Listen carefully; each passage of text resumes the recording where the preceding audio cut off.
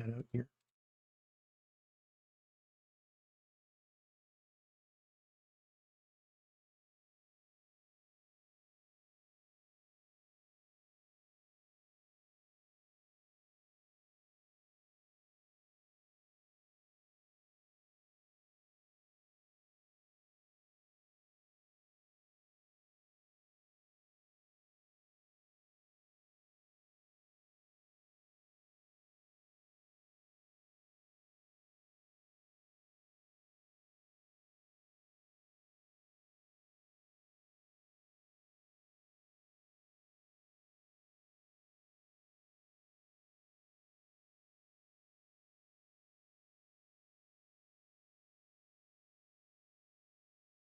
Damn thing.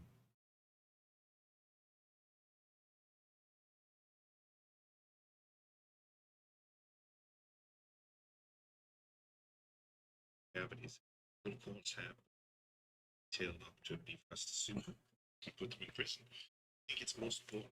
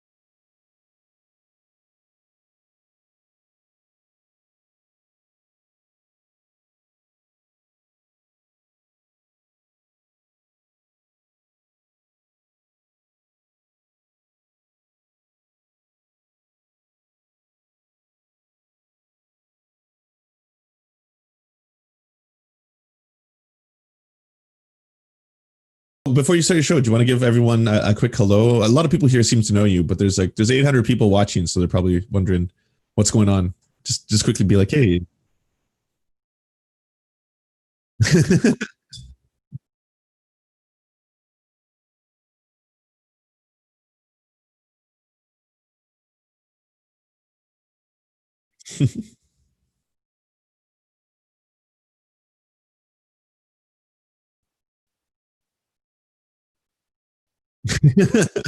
but what I meant is give everyone like an intro to yourself and what you do, like where they can find you, socials, how are you involved with Turks, you know.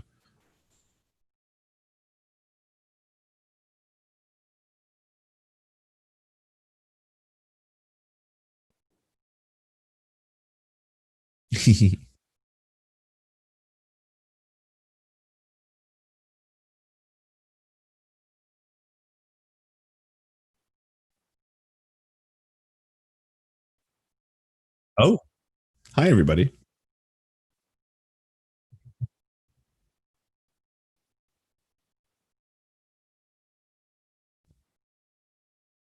Just yeah, let's do it normal. Yeah, do your thing. Do your thing. All right.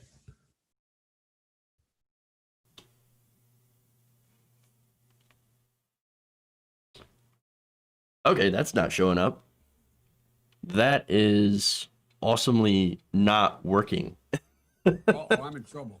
It wouldn't be a lefty show unless there was some technical difficulties. Exactly. So let's figure this out real quick, because what I have is like inception of shit trying to work together. Mm-hmm. So I've got like a Zoom meeting inside of OBS, and OBS, you know, like with the we're trying to work with the Zoom meeting. So I'm like fucking with everything right now. So it's like, oh, it's Zoom. All right. Nope. That's not it. Hold on. I just saw you on screen before you pressed that last button.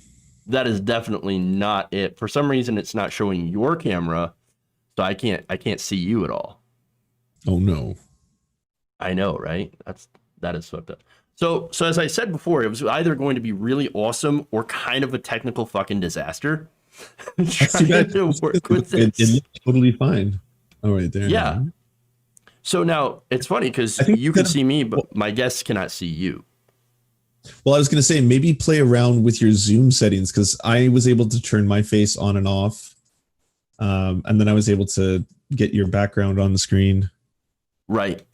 So what I'm doing is I'm doing a screen share, and that's why you can see me. Okay. Yeah. And then what I need to figure out is how to screen share your lovely face. we're doing it fucking live, people. Yeah, let me know if I can help in any way. I've got a second camera running for your stream, so it's not like mine is blocking it out, and Zoom says it's working. According to Zoom, my camera and microphone are both working. And I can personally see you in Zoom just fine. It's getting that window up to show on my right, because I got like, I'm fucking shit up already. Well, we're gonna figure this out. Yeah. And hopefully it doesn't take like all fucking show to do it. That's my Chrome window. Oh, your screens are popping up. Oh yeah. It's except for the only one that really matters. What happens when you double click on my video that you already see? Because if I double click on, say, myself, it'll do a big old zoom. If I click on around the nation, it'll do a big thing there. Yeah, it actually doesn't do anything for me. So that's, you know what? Maybe if I turn my virtual camera off, you can't see Dick. Yeah, so that's not going to work.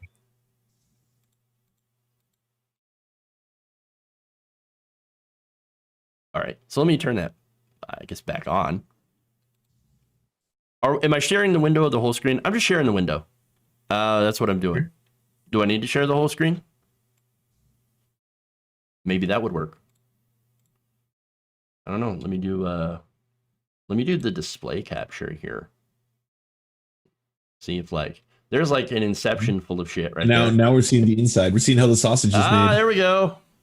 Oh, I see myself on screen now. Kind of. It's like, and then there's got to be a way to like, oh shit. So we're just doing like we're fucking around with Zoom today. So this is gonna be the whole show of just like tech shit. Yeah, it's not political at all. We're just talking. So I to be fair, in my defense, I've only used a Zoom call with talking to Cenk Uygur. Okay. Right. And so that was like the first time that here. I can't stretch that out. You should be able to stretch that out. You know what I'm saying? Like that little window that pops up right here. You should be able to stretch that until you have to double click it and then make it the main one, unless you're going to split them. Right. So, okay. I wonder if I can just stop doing a screen share, but I can do my audio share. Because the thing that I want to do is I want to make sure that you can hear the videos.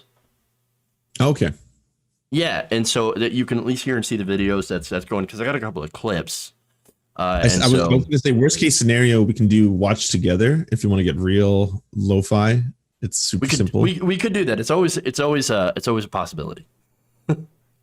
So hey, welcome to the show, by the way, where we're like absolutely 100% professional and do everything as like industry standard. Mm-hmm. Of which you know I'm full of shit. I was going to say, are you gonna be on screen at all though, or because I just see myself? Yeah, I mean, split there screen we stuff. go. We can do that, and then but that disappears, and so I'd have to do the like window capture and shit over there, because again, it just doesn't want to play. It feels too much like being at work right now. You would think that this being my job that I would have this done, but yeah, again, this is the first time that I've ever done this before, and so let's see. Let me stop sharing my screen here for a second, and then because it shows up right here, so let me do this. Nope.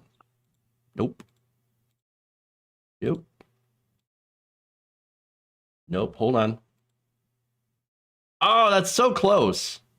It's just like the infinity of bullshit. So many. There's so many. But I can probably switch my camera over, so we can do that. There will be a show today.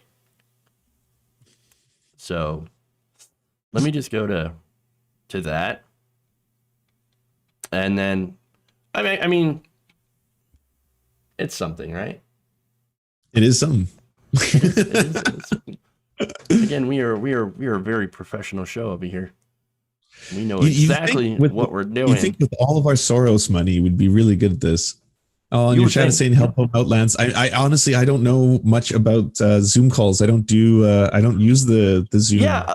So what I tried to figure out how to use Discord as well, and I couldn't figure out how to use that as well to do what I'm trying to do. You know what I mean? Well, what was the problem with Discord? The problem was I didn't know if I could share my audio so we could do like video clips. Oh. The only way that I've gotten it to work is through a Skype call. And Skype sucks balls and every other way. Yeah. I mean, we're 99% there. You were on screen on camera 2 seconds ago. You've got me on camera as well. Check out your live feed. So all you need is yourself. All I need is myself, and that I have two cameras that are functioning right now. You can see like me trying to figure out. There's that, and that works, but it's in use by OBS right now. Okay. Trying something new here. This is sure. What happens when you try something new. I'm all for it. What view options are there in the upper right? Wait, on your live stream, speaker view, gallery view, full screen. I mean, you can full screen it, and that does this, and we can see Lance get the fuck out of there. Stupid box. So my chat is saying the sound of, or Discord can share the sound of the captured screen. It can. Okay. And I wasn't sure because I've had nobody to test this. So you're like literally beta testing with me. So you're basically like a game tester right now, except you're not getting paid for it. Oh wait, we don't get paid for it. We never get paid for it. To beta test video games. I don't know if you're a gamer at all, but I am. Yes, I'm excited to try the new Cyberpunk game today. Very good. I have not been able to check. I have such a goddamn backlog that it's insane. So, okay, let me just try to fix this because I know that I can add you in now with a display capture. Okay, we're gonna do that, and I think we're gonna make it work. Okay, like, oh yeah. I'm a fucking dumbass. Here we go. Fucking pay dirt. Look at that. It is now Jeff and Liz. We see it. You see it? I only see myself, but okay. But the audience sees you. Okay. The audience can see you and I both together. We fucking nailed it. First try. It only took 15 minutes. Are you able to turn on your video camera on Zoom? No, because they're both in use on my computer, unfortunately. Okay. So I guess I need to just watch your feed delayed. You might have to. What about using your Discord mirroring? Are you able to turn that on? Well, again, if OBS is using both of my cameras, they're using my resources. Now I could try to turn off my other camera. No, it's okay. You know what? We have. I think we're as close as we can get. I'll just be streaming you, but your video is going to be like 2 seconds delayed. Okay. If that works for you, then we can get it. Yeah, we can get it to work. All right, cool. And we're gonna get this. It's gonna look great on YouTube, by the way. It's gonna look fantastic. So I'll just have to steal your version of it afterwards. Yeah. Oh yeah. Steal it, tweet it out, do all that wonderful stuff. All right. So let's do it. All right. So some of the stuff that we're going to talk about today, I do want to talk about Donald Trump's. He's glomming onto the new lawsuit. Okay. So President Donald Trump is basically desperately glomming onto a new lawsuit filed by the state of Texas. You heard about this? Yep. So one of many, right? Yeah. And so, well, this time it's the state of Texas that is suing 4 different battleground states. He's suing Georgia, Pennsylvania, Michigan, and Wisconsin. And as a resident of Michigan, as a Michigander, I think it's bullshit. Fuck Ken Paxton. That's all I have to say. Like, oh, you're gonna sue my state. Give me some details of the lawsuit. Like, absolutely. What is it? Yeah, absolutely. So what they're doing is they're taking some of the issue with some of the changes to election procedures. Okay, in some of the states. So now Paxton says it's unlawful for individual states to change their election laws in a federal election. So he is asking the Supreme Court to invalidate the results of said election in those 4 states, which would, what do you know, give Donald Trump the presidency. Weird how that turns out. That's really weird. Coincidence, right? Yeah. Fantastic coincidence.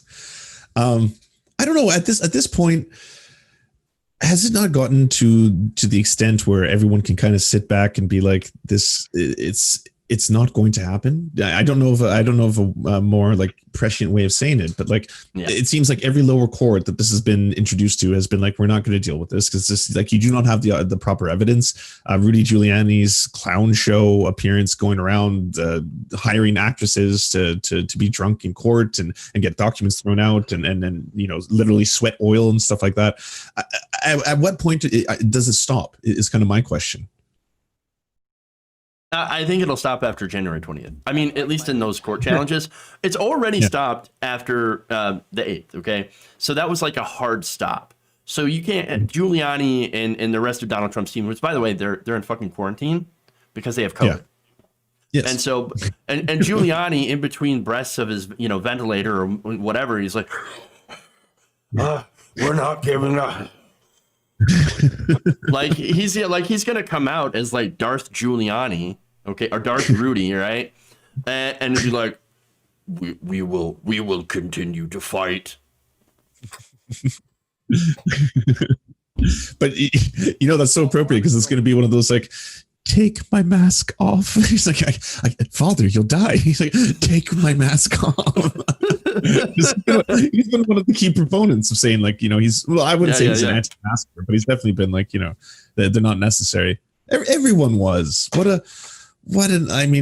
to back things up, but what an absolute dumpster fire of the past, year, decade.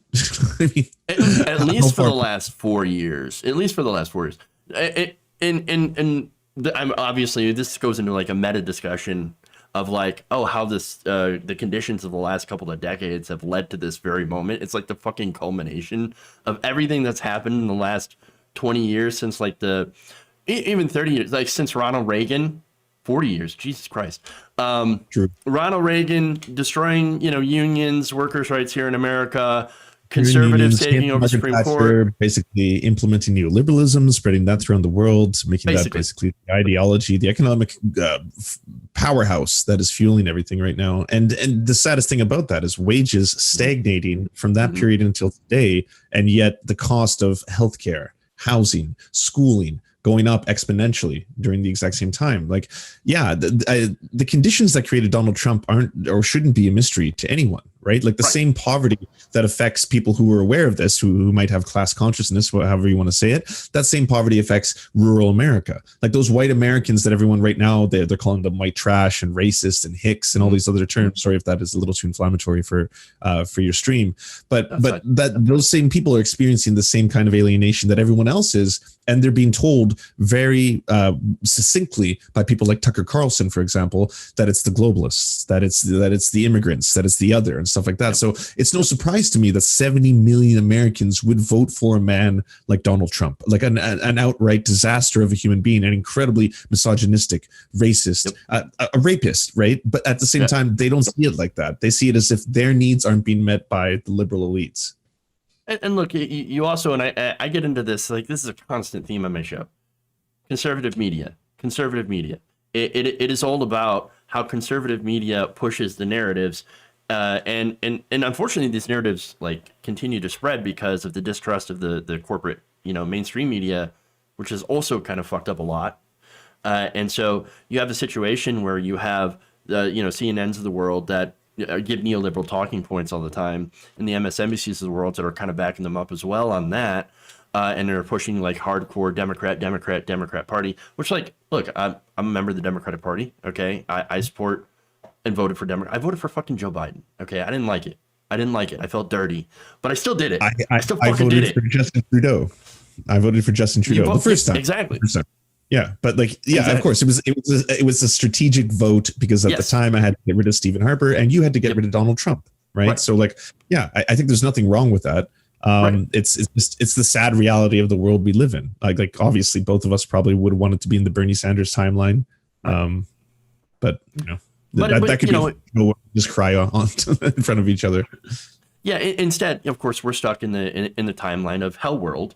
Where we're stuck without healthcare during a pandemic, where we get, and you've probably seen like the reports on what the American government, the U.S. government is doing in response to the millions of people that are going to lose their homes, millions of people who are waiting in like fucking food lines in the richest country on earth, while Jeff Bezos just made another $3.6 billion or some shit, 3.6.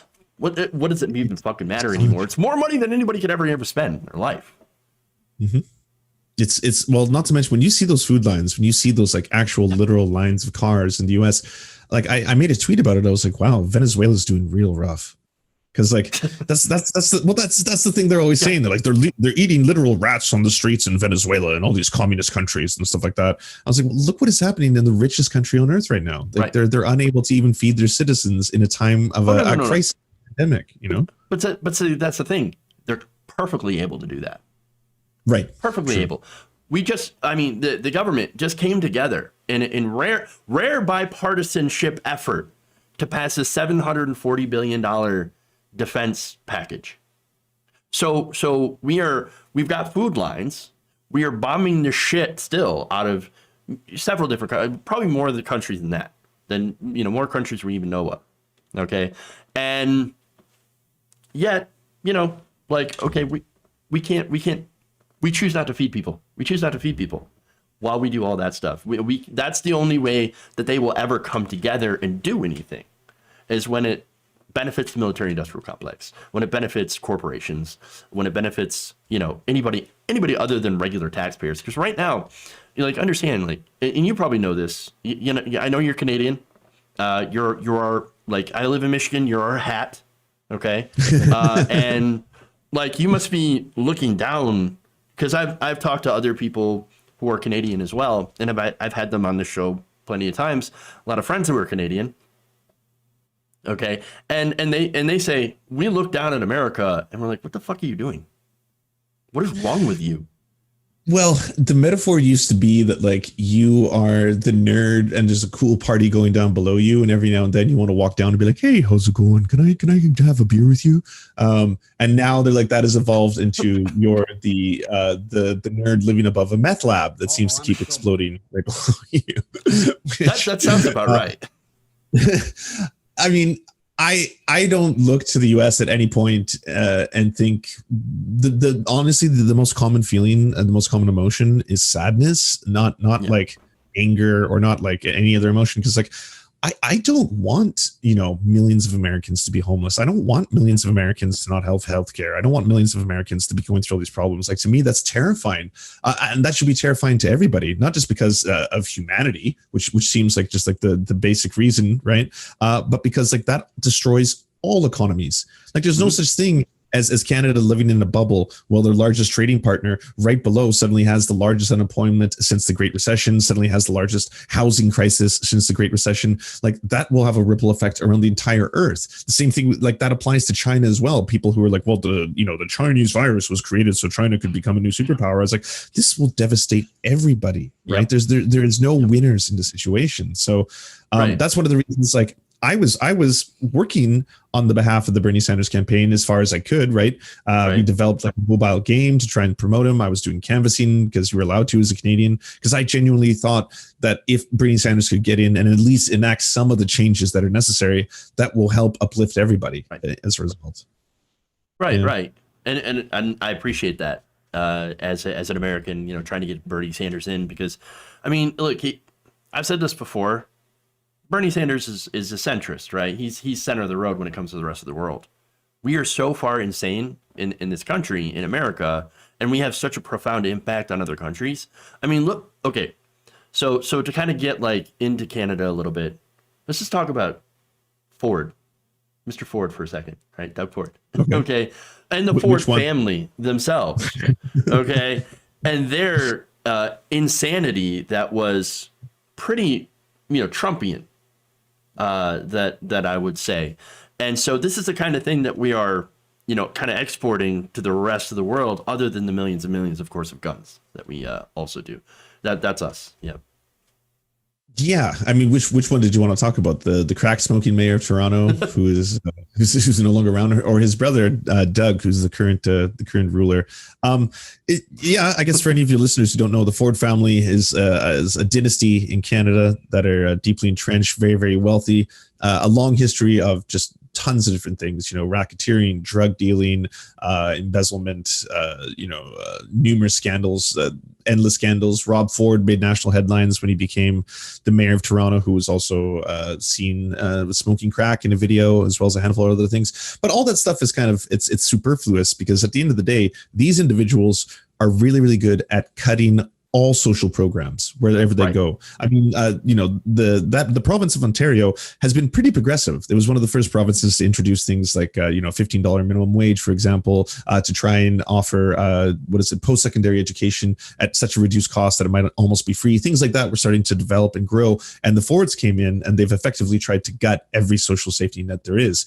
then the pandemic hits. And so it's kind of similar to Donald Trump. Now, I don't think Donald Trump was quite as effective because he was just getting like marred in government. Like, you know, he couldn't pass things past the House, for example. And a lot of times there was the tax.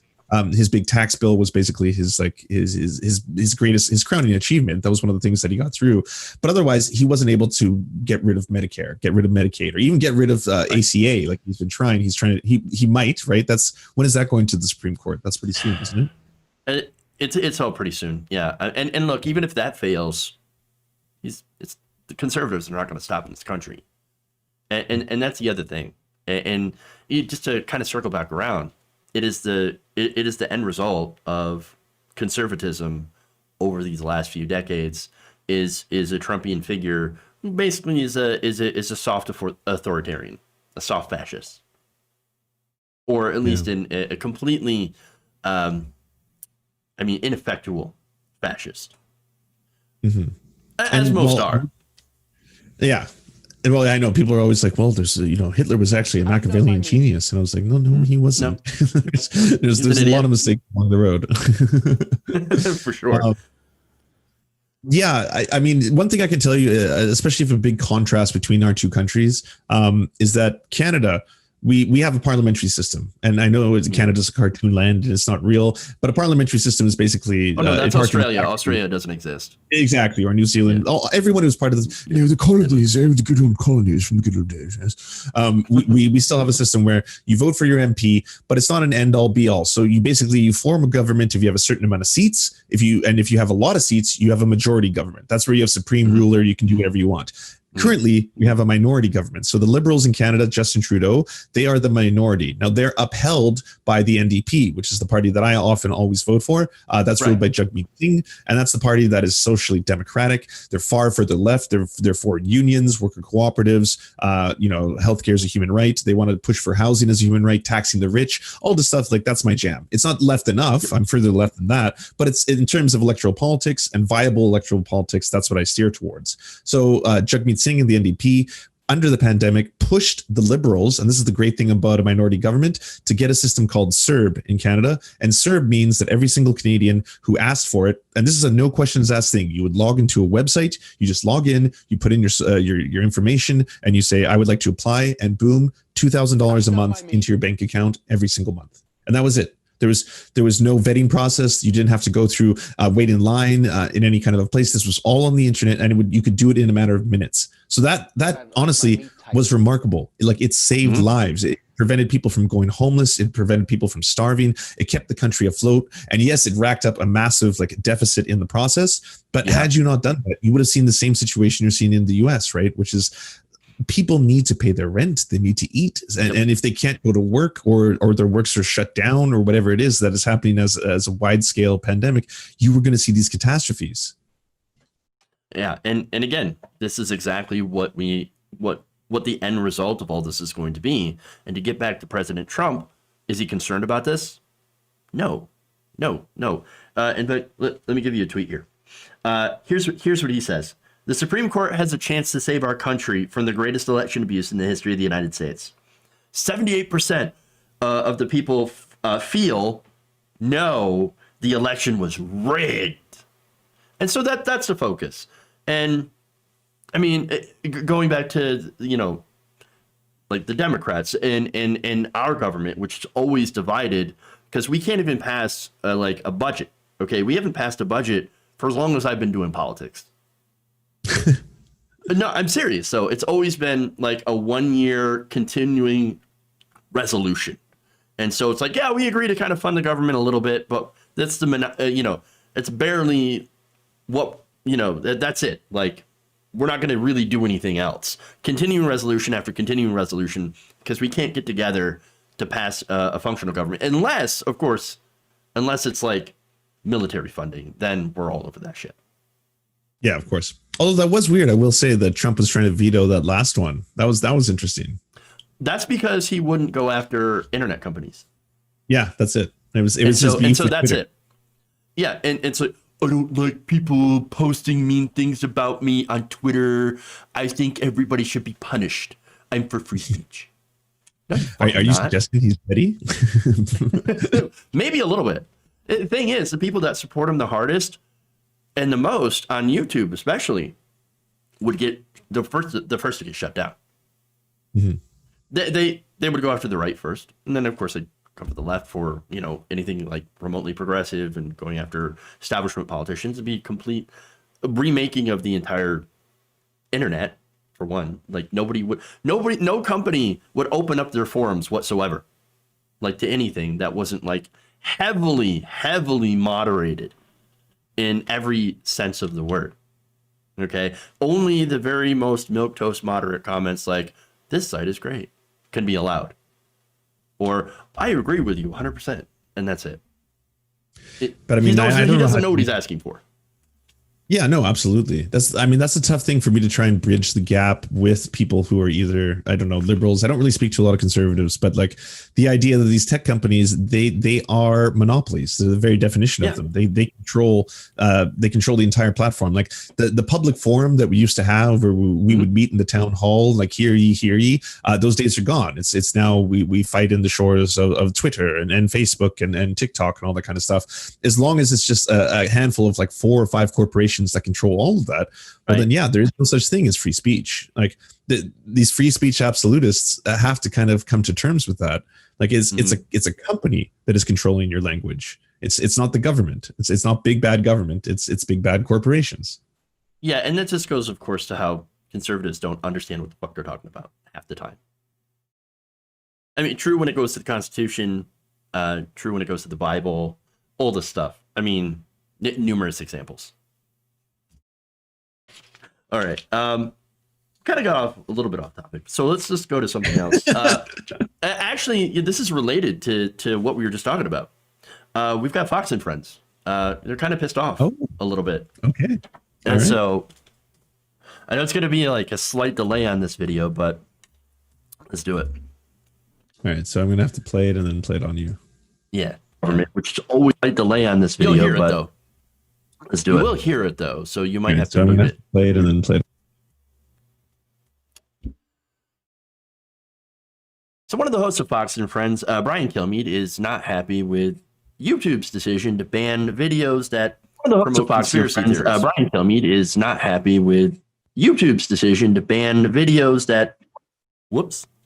We got an echo from you. Or not an echo, but like from you playing the video. Yeah. I was like, this is definitely not working out on my end. Do you have a link you can send me to where it is?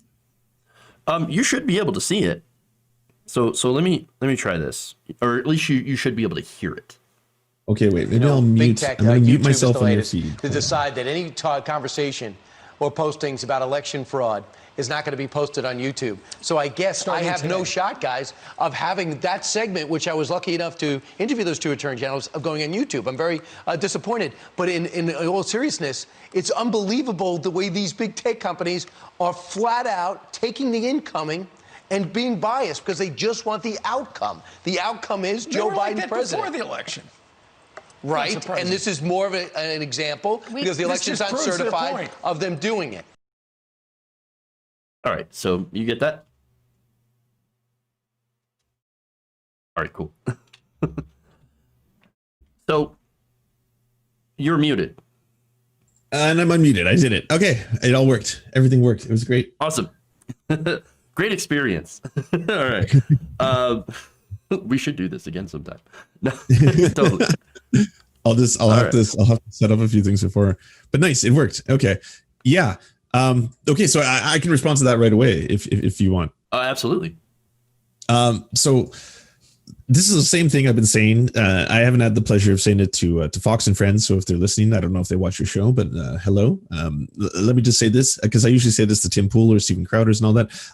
There's not an inherent liberal or conservative bias when it comes to tech companies whatsoever. The only thing they care about is the monies. That's it. That's the only thing that's important. They have a fiduciary responsibility to their shareholders to produce profit every year and produce more profit every single year. That's how it works. If that turns out that right now it's profitable to be more woke per se, or it's more profitable to follow the Overton window ultimately, which is a good thing. Like the fact that these companies are considered more woke now is because of people like you, people like Jeff, people like you at home in chat. It's because you push the Overton window to the left, where they're like, we as companies have to reflect that to continue to be profitable. That's how the whole system works. So when you've got someone like Fox and Friends saying, "Oh, now they're censoring us. We can't misgender people anymore. Or that we're going to be considered, bigots because of that. They're censoring anyone who does that." It's because that's not considered normal within polite society. Let's say that.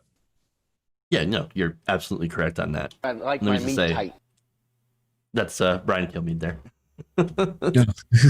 Tighten up my meat. There you go.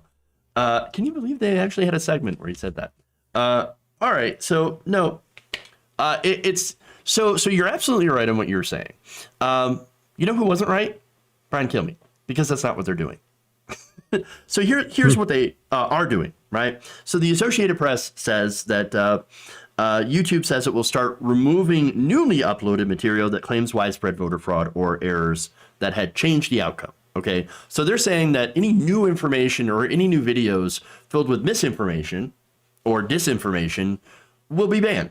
All right, so all your old stuff, on these conservative websites that are saying, "Oh man, look at all this, look at all these errors, look at all this potential voter fraud," that can stay. But all the new stuff that's continuing with the conspiracy theories, that has got to go, because you're basically confusing people, and you're causing some issues. And look, here's the thing. Okay, so there are like two different minds on this one. Okay, so there are conservatives that are like, why should I vote if I know it's rigged? Right? So part of me thinks, well then, okay, well, it's rigged. I guess it's rigged. Don't vote. That just means more legitimate votes for us. Okay? Yeah, of course. It worked out great for the mail-in ballots. Yeah. But then there's the other thing where it's like, maybe this is kind of dangerous to democracy, and maybe we should actually do something about it, because these people, some of them, there's a small slice of them that are insane and are very heavily armed. And that could be an issue. I totally agree with you. Yeah. That was my biggest fear when it came to Donald Trump in the first place, coming forward and being the whole thing. The election's been rigged. I've been doing this, and then Proud Boys stand down or stand up or whatever. That to me was way more frightening than the prospect of him actually stealing the presidency, because I was like, I don't envision a scenario in which he actually convinces the military to perform a coup and prevent Biden from becoming the president. That's never going to happen. But what could happen is all these militias who are angry and have been fed all these lies, both by him and Crowder and every other person on the right-wing media, yes, they could take to violence in the streets. That's way more frightening to me. Yeah, no, you're absolutely correct on that. And so here's the other thing, right? The other issue with this is people that are, you mentioned the free speech absolutists, right? That are like, if you take anything down from the internet, and this is coming from the left, by the way, because there are free speech absolutists on the left as well, that are like, well, if you take that down, you are stifling free speech. That's going to be a problem, because then they're going to come after lefty speech, and you're also giving them more ammunition in order to say, oh my God, the media is rigged against us. I mean, they're already saying that anytime you do any sort of things like that. I mean, where do you kind of draw the line on that? Well, that's it's a difficult question, isn't it? I was like, that's not a 1 second clip question. It's like, what sound bites do you have ready for this one, Lance? Well, let me tell you. Where do I draw the line on free speech absolutism? I will say this, that I think there is limits to free speech in Canada. They're very simply defined as, hate speech, for example. I know you don't have hate speech laws the same way we do here. There's different degrees to how hate speech can be implemented, but I think that there has to be a certain decorum. I'll put it to you this way. Zizek had a very good quote where he said that a certain kind of dogmatism in society is acceptable for a healthy society. He's like, and I'll give you this example. All right. So this is my worst Zizek, but if we were to take, no, sorry, I can't do that from my voice. What he said is that if you were going to debate someone on something that might or might not have merit is one thing. But if you're going to debate someone on something that we as a society have deemed unreasonable, such as what are the merits of rape? Would you debate someone on that? And the answer, of course, is no. It doesn't matter what they say. It doesn't matter if they're like, well, it feels good or whatever. There's nothing to be said there. That is not a worthy conversation to be had with anyone. So that is something that I feel as a society, we can come to a certain point where we're like, yes, we accept that. We agree with that. The same thing I would say on the internet pertaining to, say, let's say Holocaust denial would be one of them, right? Like I would not see where that fits into positive discourse. Like, what is the positive thing we can have as an outcome of entertaining such an idea? Now, I know the absolutists will say at the same time, well, does that mean then that what if we get to a point where like they are actually 1984ing us, right? I would say that I don't think you should ever censor private speech. Ever. So if you want to, in your own time, in your own house, talk about denying the Holocaust, scream the N-word at your cat, whatever you want, you have the right to do that until the end of days. I think that should always be the case. You can go do that. I personally don't. I think that's kind of disgusting. You want to do about those things, but anyways, poor cat. in private, yeah, I know, poor cat. I mean, but you have the right to do that forever. In public forums, we have different standards because yes, there are classes that need to be protected. There are certain people who are vilified in everyday street. You know, the high rates of suicide that occur in the trans community happen in large part, almost overwhelmingly, because of the way they are treated in society. So Absolutely. There's a benefit. There's a benefit to this. So I think the line is obviously very tricky and sticky. I don't have an absolutist answer for you. Like, this is where I draw the line, sir. But that would be my entry into that discussion, I guess. Yeah, I mean, the way that I look at it right now is that you have these private corporations, okay, Twitter, Facebook, Google, whatever, and they have a TOS. And if you break the TOS, I mean, that sucks for you. You broke it. That doesn't mean that they need to host your stuff anymore. So if they want to make a decision. But wow, did they not enforce those like universally? No, they don't. And you're right that they don't enforce those evenly for sure. Yeah, they do have a big issue with that. And so, you know, that notwithstanding, they do have those things that they can do. It's not, and the overall point is that they're not the government. Okay. And so it's not a free speech issue. That said, there is an issue, of course, with, since they are large platforms and they reach millions of people potentially. I mean, not just potentially, they do reach millions of people. So you can make a video about election fraud. Tim Pool can make an election fraud video. He probably has. And it'll get millions of views because he's gigantic. And so that has a problem in it because of the discourse and how it can change the discourse and how it can affect people and what kind of actions that they'll take. And so, yeah, absolutely. I would say, okay, sorry, go ahead. I was just going to say that, you know, the absolutist position, there is some merit to some of their positions as well. And so that's why it makes it such a sticky issue. Sorry, I'm just going to. What's that? Oh, it's like I just have to cough, but unfortunately, I'm going to send it to my chat, and they're going to have to hear me cough. I was like, I didn't want to cough in your stream. It's fine. It's fine. The magic of editing. The water went down the wrong tube there. Sorry, what I was going to say as an example. This is as classy as it gets. What I was going to say is an example of this. Take Alex Jones. Okay, take Alex Jones for an example. Yep. Alex Jones, if he wants to say just the most out there, batshit insane conspiracy theories and talk about, hey, by the way, I think that, this may have happened. This may have happened. I think that aliens are controlling our penises through the alkaline iodine water that the frogs are turning gay, all that kind of stuff. That's all fine. I think you should have a platform to do it.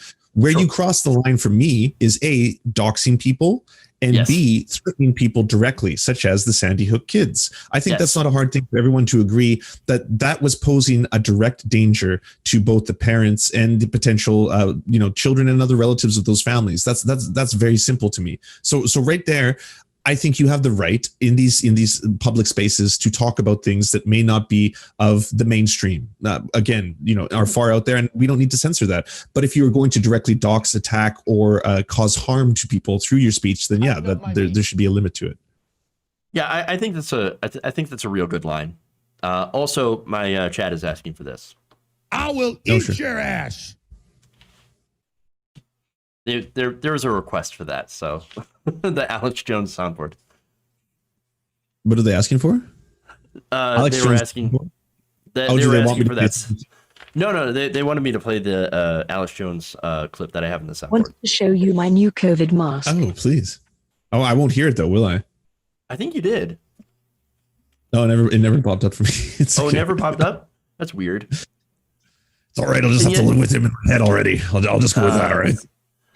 That's a really good Alex Jones impression. No, thank you. So, no, I think we kind of covered like everything on that story. Can I ask a question? Can the tables be turned for 2 seconds? Sure. So as someone who told people to vote for Biden in swing states, and as someone who also who voted for a liberal MP, she was Indigenous, which is nice for me because my mom's Indigenous too. But like for someone who got Trudeau into power, so now you got Biden in power. That's happening. Right.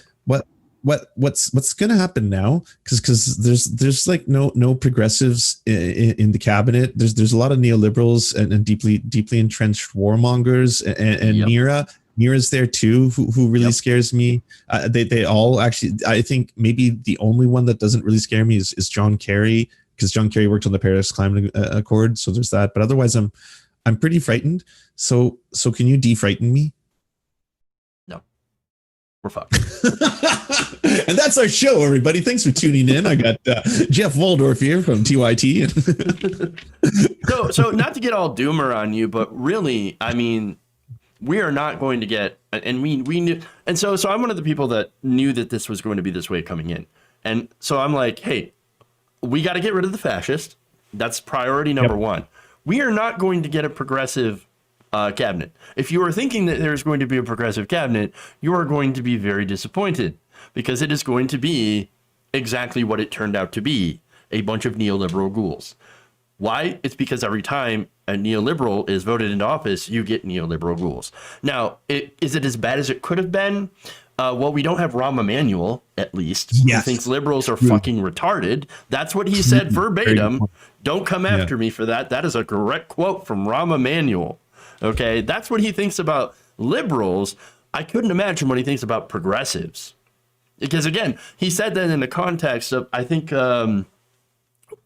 maybe wanting healthcare or whatever. It doesn't matter the context that he said that.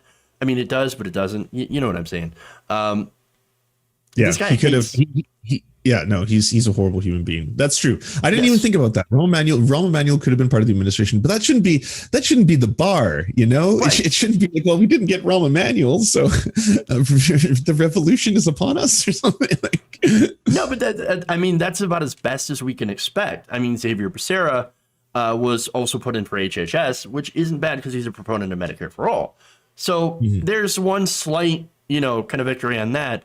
But generally, the way that I've looked at it is, since Bernie Sanders lost the primary, progressives are out in the woods. We are back out in the wilderness here in America, which until 2016, that's where we have been for 20, 30 years. Okay, and so we're back out there. We're out in the woods. We might run into Hillary Clinton. Okay, we're so far out in the fucking woods. So, and that's not to say that she's progressive. It's just that she hides in the woods. So I can't make you feel better, because it's going to be more incrementalism. It's going to be more of the same. And that's not a doomer take, because I have seen doomers before. And I'm like, no, I'm not one of those people. Okay. I'm not either. I'm pure hopium. Yeah. Well, but I also want to be, and I hate, that this is like almost a cliche on the internet now. I'm a realist. I'm taking real takes. Well, but here's the thing. We're not going to be in a progressive. We don't have a progressive, presidency. In fact, Joe Biden's one of the most conservative Democrats that we had, as opposed to, like, I guess when you compare it to everybody else, I mean, you got Bloomberg, which was pretty bad as well. He was super establishment regressive, etc. But we weren't going to get anyone. If we weren't going to get Bernie Sanders, we weren't going to really get anyone who was worth a damn. I mean, the rest of them were more, progressive window dressing, and maybe even like a couple of decent ideas from Elizabeth Warren, which she has, of course, unfortunately backed away from, tried to trade it in for like the presidency first, and then a cabinet position, and she just lost all. And I mean, she bet big on the establishment, and she is a terrible. Okay, so she is like literally got the life after Wall Street, and the establishment doesn't like you. Yes, I know it's weird how that turned out. Just time and time again. Yeah, she comes knocking, and every time they're like, "Oh no, time to go. You got to get out of here. We don't want you here." I just want to be part of the party. It's that meme where the person's standing in the corner and he's like, "I supported Joe Biden during the primary," and everybody's just out partying. You've seen the meme. Oh yeah, no, it's ridiculous.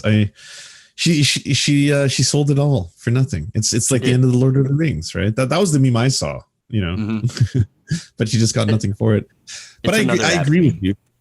I think yes, and even if Bernie Sanders had won, that doesn't mean anything was accomplished. That just means day one we have to start working just as hard, right? I was thinking the same thing, right? And with Biden, a lot of the victories, obviously, if he can get $15 minimum wage, that to me is monstrous. I don't know if that will ever pass, especially if these Georgia runoffs don't go towards the Democrats. But if he can get $15 minimum wage, that is massive. There's like every buster who was mad at me, who's angry for telling people to vote for Biden, and I was like, but it's in the face of a fascist. Still, I think $15 minimum wage could be life-saving to a lot of individuals. It doesn't go nearly far enough, but at least it's something major, Yeah, and that's basically the position that I've had to adopt is, well, look, we're not going to get anything that we want because there's just not enough of us in power. There's enough of us around the country, but a lot of us seem to love the circular firing squad and to tear each other down instead of actually try to go towards the corridors and levers of power. And there's too many of us that are attacking our own AOC, Bernie Sanders, etc., for trying to work within that system in electoral politics. And there's not enough outside direct action as well to try to push other Congress people and president, all that stuff. And so we have a lot of issues within our leftist movement, and yet we are going to have small victories, and we do have to be able to celebrate them. And that's part of the whole doomer thing is that they don't. And it's like, oh, well, it's not enough. Okay, yeah, sure. You're absolutely right. It's not enough. It's something. They're $15 minimum wage. That's what Bernie Sanders has been calling for. That would be fantastic. Even getting back in the Paris Climate Agreement, which I have criticized as not being near enough, and it really isn't. No, it would be something. It would be something. Not going to war with Iran. And globally, there's great news happening around the world as well, right? You can look to Maduro. That was fantastic. Look at India right now, the largest protest in human history. 3% of the population is protesting with communist flags in India, trying to get workers' rights for farmers. Right. That's absolutely incredible, right? I think Iceland has an all-female cabinet of incredibly woke, progressive politicians running the country. There is victories going on worldwide. We hyper focus every single time that it's like, oh God, Near Tandem's coming in. Oh no, here she comes. Oh, this is going to be a disaster, right? It's easy to get pulled into those cycles, but I agree with you. There is always good news. There is always good news, but we also have to talk about the bad, because that's generally what our shows are built on, is trying to give the news, and it's normally not good. At least when it comes to American news. I guess if you're living in one of those Scandinavian countries, your news might be a little bit better. But then again, there's also right-wing movements across the world that are causing issues as well. I mean, you had Greece. I remember doing stories about the Golden Dawn over in Greece. And so for some reason that makes me think of Skyrim. I don't know why. Okay. But the fascist party, literal fascist party, gaining seats, and then thankfully, of course, they lost seats in recent elections, and so there is good and bad around the world. There is progress being made. It is not anywhere near what we need to actually progress as a country in America to even catch up to places like Canada, which I know has problems. Saying it was Finland. Sorry, it's Finland that has the all-female cabinet of progressive wokies. So, you also look at New Zealand though, with their progressive prime minister as well. Some reason I can't think of her name now. Jacinda Ardern. Yeah. And so there is good happening but a ton of bad. Yeah. I think the only thing missing is organization, to be frank. That was one of the beautiful things under Bernie Sanders, was that even though it was like, it was a sock dem, it was probably in worldwide perspective a center left party, but still it was organized, and it was galvanizing, and it was inspiring. Like I said, you had people all around the world were inspired by that, which is rare. So I think we need something like that to come along again. Maybe it'll be AOC in 2024. Hopefully, if she doesn't get too burnt out by all this constant barrage of attacks that happen at her, but it would be nice to have something like that again. Yeah, and of course, my fear is the left tearing itself apart before that happens. I know Twitter's not real life, but you and I, we're both on Twitter, and we will see the kind of cesspool that it is. And it's also people on YouTube, people on Facebook. Certain lefty hosts will go and tear other lefties down that are trying to work within the system to push like a third party. Like, I get it. I wish we had a third party here in the country. I wish we had a viable third party. Let me like go back and kind of amend that, right? Because what we have is we have a system that is 100% hostile to third parties. They're not able to get any sort of traction. Why? Because it's systemic. It's built in. You have a parliamentary system, so at least you've got to step up on us, even though it seems like the NDP right now is not, they're not going to become the majority anytime soon. So they can at best hope to continue to be a powerful minority support. But I mean, the way the polls are going, if we had a snap election, Justin Trudeau could win a majority right now. So that might be, yeah. And so, there's, again, it's that whole problem of not having enough of us in power.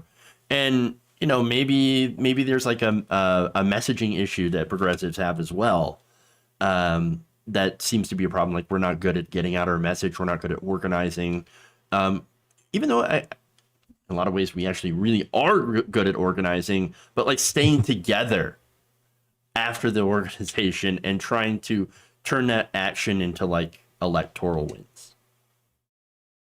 Well, that's why my recommendation is always, I think people should, if they can, run in all levels of government. If you're a lefty and you're listening to this right now, you should run even at the lower levels. Run as the comptroller of your city. Run as maybe the local mayor. Run as the city council. Run as the school board trustee. Whatever it is, run for one of those positions. And if you're a lefty, start infecting the system. Start getting in there. And then we start gaining more power. Because again, in the US, it's a two-party system. So you have to do it, unfortunately, as a Democrat. But that's how people like the Squad have formed, right? And that's why this Rainbow Coalition is growing, and it is growing. That is one of the most heartening things about all this. That last election brought in a whole bunch of new progressive members. Every single person who supported Medicare for all, every single person who supported the Green New Deal, I think with the exception of one.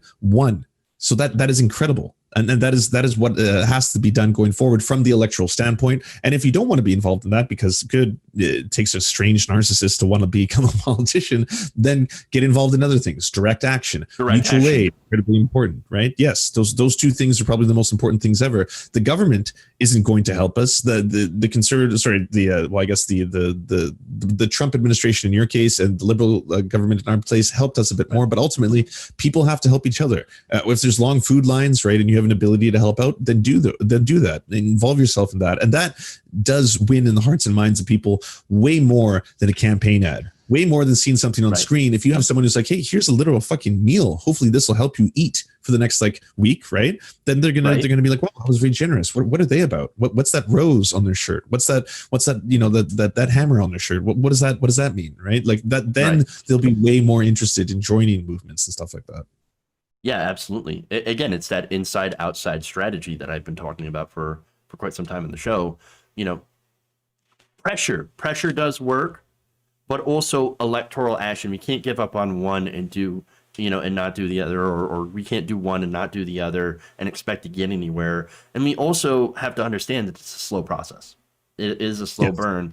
Unfortunately, the planet's on fire, and so there is a sense of urgency here. But we can only do what we can, and it's really important that we don't like turn on each other when we don't have immediate results. I think that's the most important thing to remember on that. So hopefully that answers your question on that. It does. No, I think that ends this whole thing on a nice little happy note. It's like a good bow for a change. There you go. You want to do more stories up? I've got more videos and stuff. Yeah, right. Yeah. I have about 10 minutes because I have to get to this last thing. They want me to play this recording before I meet up with the other group. Okay. So there's a couple of stories that I want to do. There's Rush Limbaugh. There was Thom Tillis. I think you talked about him trying to put streamers in prison for streaming. Yes, I called his office this morning. He did not pick up. So I didn't get a chance to talk to him too much, but I said, if we're going to copyright music, why not copyright smells? So I was asking him, why don't we copyright odors? Because I think that would be the logical next step. So we could put people in jail for the smells that they steal from others. That's, I mean, I think that's only reasonable at this point. No, of course. I mean, shit has a standing, right? And shit could sue Thom Tillis for smelling like it. So that'd be a hell of a lawsuit. Not far off.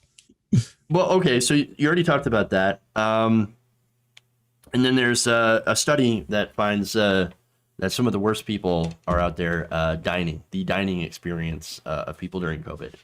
How are the servers being treated? So any one of those. What's that? Are you asking in Canada, like how are servers being treated, or no? It's generally like this was a report from One Fair Wage, and it was basically going over the experiences of servers in America in several different states. So if you want to do that story, we can get to the details about that. Yeah, please read it out. I don't even know what it is. All right, so I think you'll have fun on this one.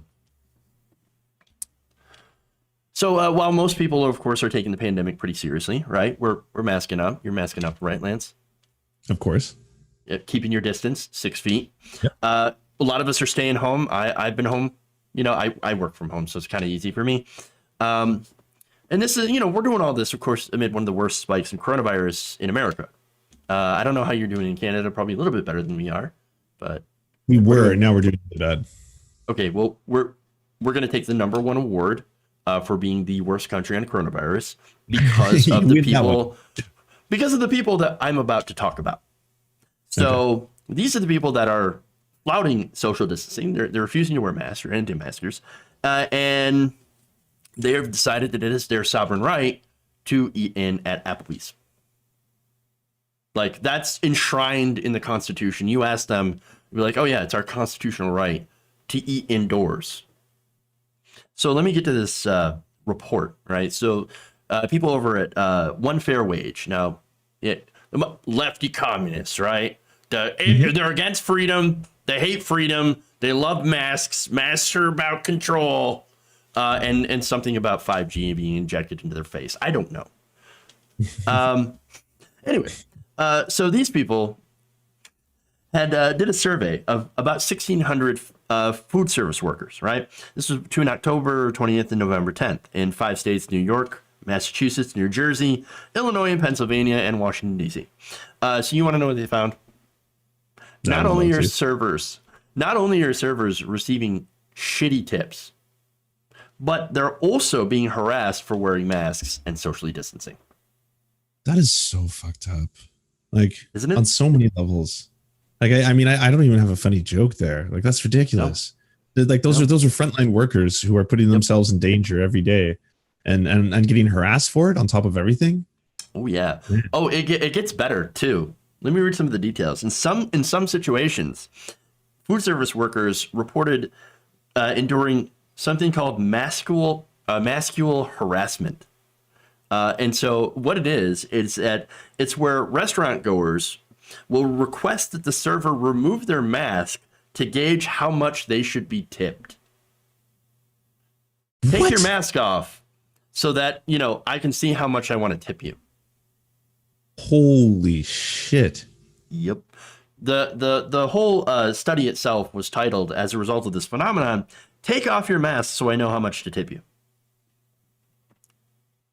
I don't even know where to get started on that. So is it like a really fucked up eugenics thing? Is it like a hot or not swipe right and I'll pay you more money? I would think so. I would think so on that. It also could be like you're so you wearing a mask makes me uncomfortable because what I want to do is I want to have the perfect dine-in experience because I'm a fucking Karen.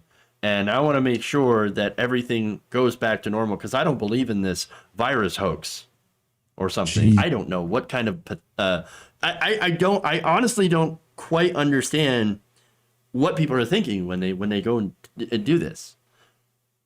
Like, I don't know how else to explain it to one of these individuals. Like, it's not about you. Like, the mask is not protecting you, right? It's so you don't spread disease. It's like it's. I guess it's really difficult in like a libertarian mindset or an individualist mindset where it's just like it's all about the individual. But yeah, that's the whole point. So you don't spray when you speak on other humans. Right. Man. Well, okay. So let me give you more details on the percentages of people endure, like what they've had to endure. So the survey found that more than 80% of food industry workers have seen a massive decline in tips. So not only are these people not wearing masks, they're like tipping really, really poorly. And 40% claim that sexual harassment from customers has increased. So basically, while the rest of us have, decided to stay home, everyone else that's left are like literally the shittiest people in the country that are still going to, old country buffet and Applebee's to get the 2 for $1. That's who's left. I mean, I still have no words. This is just absolutely fucked to me. Like the sexual harassment has increased. So this is it. This is the trifecta. It's like, hey, by the way, if you don't go do this, you're going to get evicted and possibly die. You won't be able to eat. You won't be able to feed your family. You won't be able to go to the hospital. So you have to go to your job. Now, when you get to your job, you're going to be harassed, sexually harassed, verbally harassed. Yep. You're going to be harassed for wearing the mask. Afterwards, when you'd expect to get a tip, which is basically your livelihood as someone who's working in that industry, that's going to be based on how attractive they find you. Or I guess maybe racially pure they find you. So to take off the mask so I can judge thee, and then we'll see what tips you get. Man, that's just like dance for your coins. That's so unbelievably cruel. It is. And again, that's why they're the worst people in the country. And of course, you have to be one of the worst people in the country to demand that these restaurants stay open to begin with. And for you to demand all the stuff that you had just mentioned, the fact that we don't have healthcare in this country, those people that are going to the restaurants don't give a goddamn. In fact, they're against things like giving people healthcare, Medicare for all, and against raising wages for tipped workers, which currently is somewhere around $3 an hour, roughly, and plus tips. And so that's what you have. And of course, this is having a huge impact at the people who are working there. 60% of workers who rely on tips say that as a result of the worst people, the fucking Karens, they're hesitant when it comes to enforcing pandemic protocol, like asking customers to remain masked while moving through the restaurant. Very simple request. Okay. Or maintaining social distancing when dining, because they fear that it will affect their tips. Because, as you mentioned, they rely on this. It's insane. It's unbelievable cruelty. I can't imagine it. The other thing people don't talk to you about, by the way, is that like we always hear the boys in blue, like, Blue Lives Matter, the cops, they put their lives in danger every single day. Like if one of them dies, it's because they had the honor, right, to be able to put themselves forth and defend society from the baddies, from the bad people. When the majority of people who die in the line of duty, it's not cops. If you look at the top 20 jobs, I mean, they do die. I think they're in the top 10, but in the top 5, one of which are delivery drivers, such as pizza delivery people, food delivery drivers, DoorDash drivers, all these people. They're not signing up for those jobs hoping to die. They're not signing up for those jobs hoping to be, sexually assaulted, to be physically assaulted, but they are. And they are en masse by virtue of their job, because they show up to strangers' homes, sometimes late at night, delivering food, and then anything bad that can happen will happen. at a time now during the pandemic, these frontline workers are the ones getting it the worst. Like, that's the unfortunate thing. I mean, the pandemic in general has just really lifted the rock to show you how stratified the class system is. Like, who's going to suffer right now? It's going to be overwhelmingly Black Americans, overwhelmingly Indigenous Americans, overwhelmingly old Americans, and overwhelmingly poor Americans. Just all the way down. That's those are the big ones. one. Yeah. Because that's the big one that stretches across all of those demographic groups that you have just mentioned. Black people, indigenous people, and the poor, Social Security recipient, or I'm sorry, the old on Social Security and things like that. That's the one unifying thing. They hate poor people. It is a thing here in America where, like, these kinds of people will go out and they're the ones that will shit on the servers. Like, if they mess up, if they forget to put like pickles on their burger, they'll go and throw a burger at you and be like, I demand a new one. I demand not only a new one, I also demand that you get fired and that you will never work in this town again because you forgot my fucking pickles, you worthless piece of shit. And that's America. And everybody looks at it and this is like, oh yeah, that's normal. That's on brand for America, because we have found a situation where, like, okay, we have huge economic stratification. We have an issue here in the country where there is very little social mobility at this point.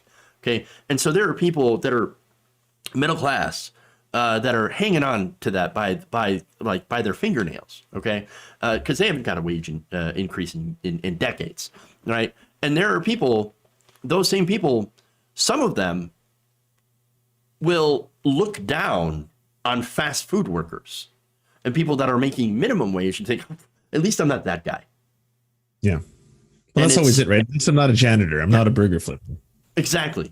And how dare those burger flippers ask for $15 an hour, ask for a living wage when I only make $17 an hour, doing this factory job or whatever. And believe me, I've worked in factories before, so.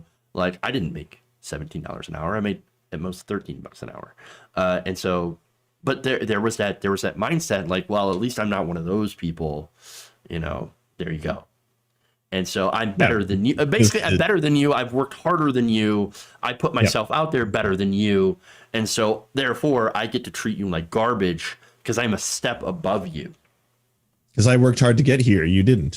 You wanted to be a lazy member of society. You wanted to be a drug addict. You wanted to be homeless. Exactly. I mean, that's because you didn't want to play the game. So that's your own fault. Right. And so understand that's the mindset of these people. And so all of this behavior for them is absolutely justified. They think, no, this is fine. You are my server. You are my servant for the day.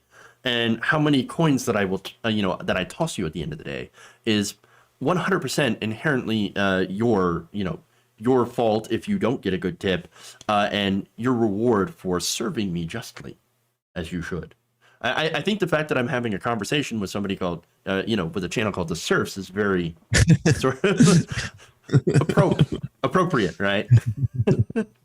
Because that's essentially, I mean, what we are in this system, and especially for the people that are doing these jobs that are, as you mentioned before, you're front line and asked to be to be put in the most danger, to be exposed to the most disease and to the worst people and to the worst treatment. Even before coronavirus, they were treated like shit. They're going to be treated like shit afterwards. They don't even get like hazard pay or any sort of bonuses like that. And of course, there's another career that also is home health care. People that work in like nursing homes, which my wife works in one of those types of adult foster care homes, and she can tell you the stuff that you have to go through, that you have to deal with, is not worth $10 an hour or $11 an hour. Is worth much more. But in America, we tend to put on the pedestal people who are working on Wall Street and big money, and all that kind of stuff. But when it comes to humanities, when it comes to arts, when it comes to taking care of people, unless you're like a glitzy doctor, you deserve to be in poverty for your career choice because you didn't choose one of the good ones. You didn't work hard enough for it. You didn't pick yourself up from your bootstraps. You didn't clean up your room. There you go. I got one more thing here. Sure. And so I sent you a meme I had made about that where it said feudalism isn't the problem. That's crony feudalism, right? Because that's the thing you always hear. I'm always like, oh, capitalism is not the problem. It's crony capitalism. It's the corrupt capitalism. But the good capitalism helps everybody. It lifts everyone up at the same time. Yeah. Starting to not really buy that one. Seems like society isn't. So let me add in, and like I said, one more thing to this discussion, and that's the related to the coronavirus relief. I don't know if you've heard details about the latest bill that's being deliberated in Congress right now. The $908 billion quote unquote compromise bill. Yeah. Yeah, well, one of the main provisions in it, since it has no stimulus checks, has only $300 worth of unemployment insurance. That's the additional federal benefit, and it's time gated. There's only so much. I think an extra couple of months at most. This is your bipartisan compromise, and one of the big things that benefits both corporate Democrats and Republicans is their insistence on corporate liability. Okay, and so how it relates to the survey is that 44%. I'm sorry, not 44% of workers. That's a different stat here, but more than a third of workers reported that their employer had not conducted mandatory training on COVID safety protocols, and 70% of workers said their employers aren't consistent with following measures to keep guests and staff safe. And so you've got a lot of companies out there that are not doing what they need to do to keep their people safe. And you've got Congress that's saying, well, that's okay. We're going to make it so that you can't sue these companies if you get sick because we want to cut corners. That's America in a nutshell right there. Mm-hmm. I think that was the bill that basically came after the one that Nancy Pelosi refused to sign right before the election, thinking that this would, of course, give Trump a boost, and she didn't want to risk that at the time. And I mean, neither here nor there. I don't. At the end of the day, all those stimulus bills, every single one of them from across the board, with the exception of the $1,200 one-time provision that was given to the citizens, have been there for the benefit of multinational corporations.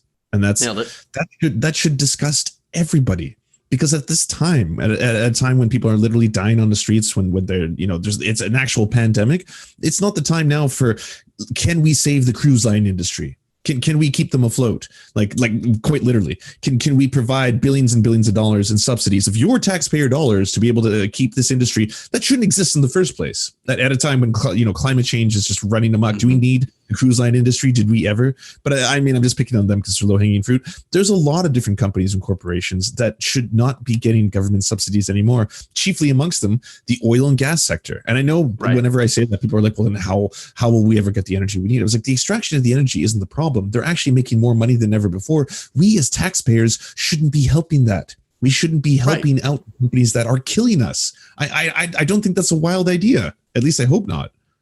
It's not a wild idea. But what they consider to be a wild idea is a UBI, is making sure that they're using our tax money to then go and give us the money that we pay in so that we can survive. Especially taxing robots at the least or something. Yeah, I mean, but somehow that is considered to be a radical position, but saying that, hey, maybe we shouldn't give the airline industry another bailout, plural bailouts, and giving all these companies additional money when really, to be more effective in an economy, especially if you want to any kind of recovery, if you even want to call it a stimulus, you need to give that money back to the people, put it in the hands of the people, not in tax breaks or tax incentive. And we're going to do a rebate, which is what Pelosi and them have talked about before. I don't have enough money to pay taxes, sir.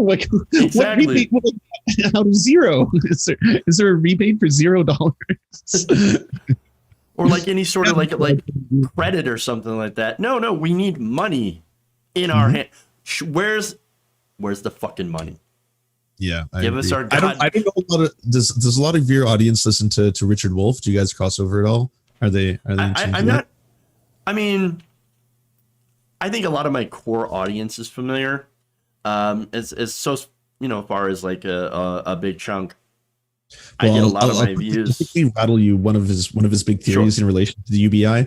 2 questions. One, people always ask you, how are we going to pay for UBI, and will rich people get UBI? The answer to the will rich people get UBI is yes, because that's what UBI is, universal basic income for everyone. So yes, Jeff Bezos gets $2,000. How do we pay for UBI? We tax the fuck out of Jeff Bezos. That one's very simple. The more you tax the rich, the more you can recoup to redistribute amongst other people. There are people who have become infinitely more wealthy since this all began, so they should be the ones that are getting taxed for that. That's one system. The second thing being, what are we going to do for the 30, 40, 50 million Americans who don't have jobs? Well, what did we do during the Great Recession? The government started a jobs program, an incredibly large jobs program. And right now, there's a lot of shit that needs to be done in the United States. Infrastructure building, contact tracing, tons of things that'll save lives. The government can provide those jobs for unemployed Americans. And again, how did they pay for it back then? They taxed the motherfucking rich. They taxed the shit out of the rich. So let's do that again. Those are the 2 ways that can be done, and that can also be done through government. Yeah, you're absolutely right. I love the argument that some people, like that, liberals basically, will use to be like, oh, we can't do a UBI because rich people will get it. We can't do free college because rich people are going to take advantage of that. You realize they're the ones who are going to be paying for that, right? Yeah, they're fitting the bill. And by the way, their bougie kids don't go to public schools or public colleges.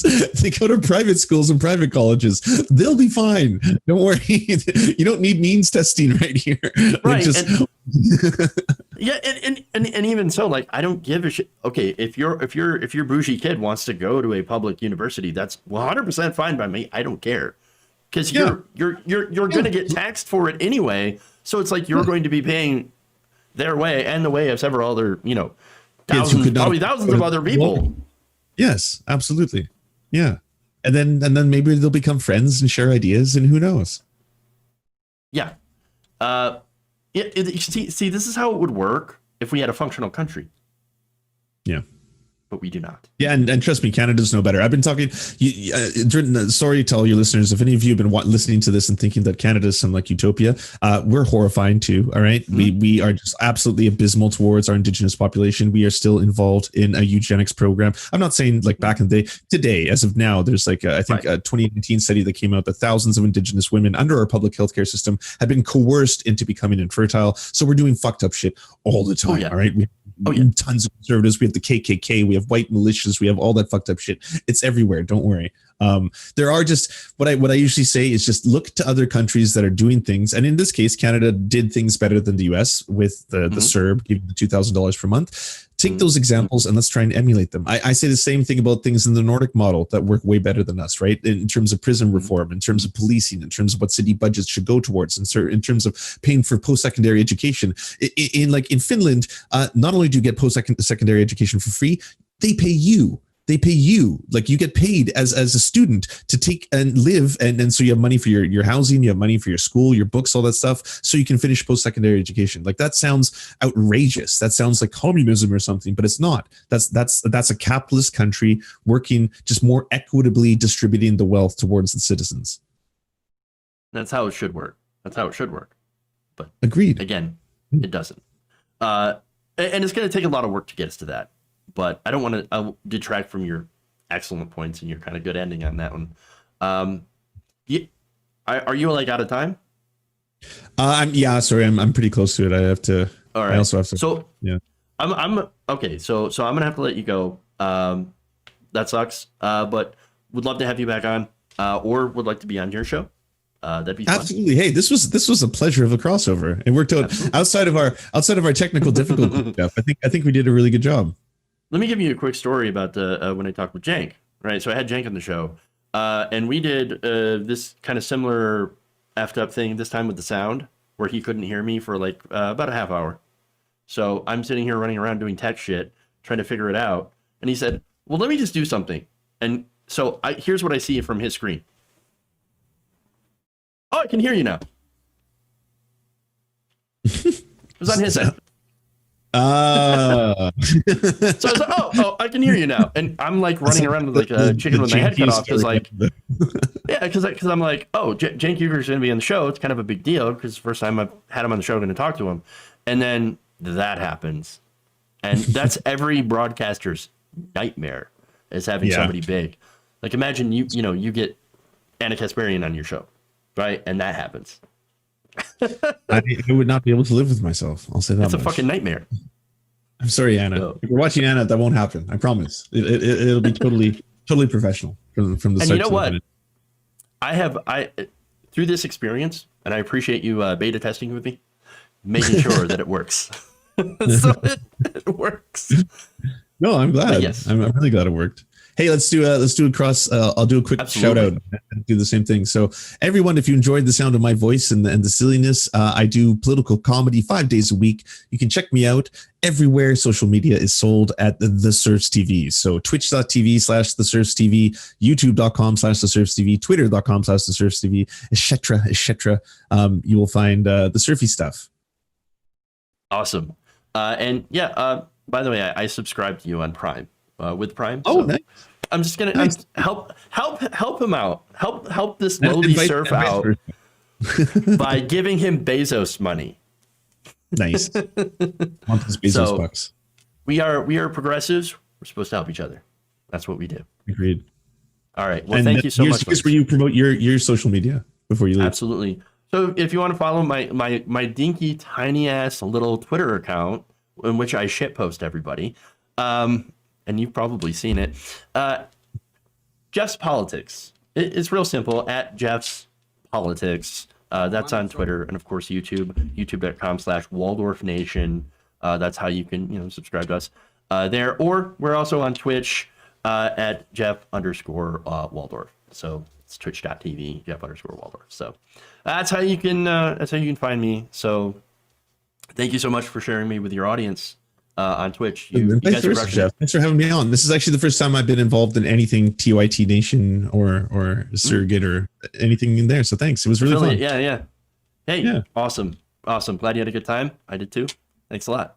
I'll catch you later.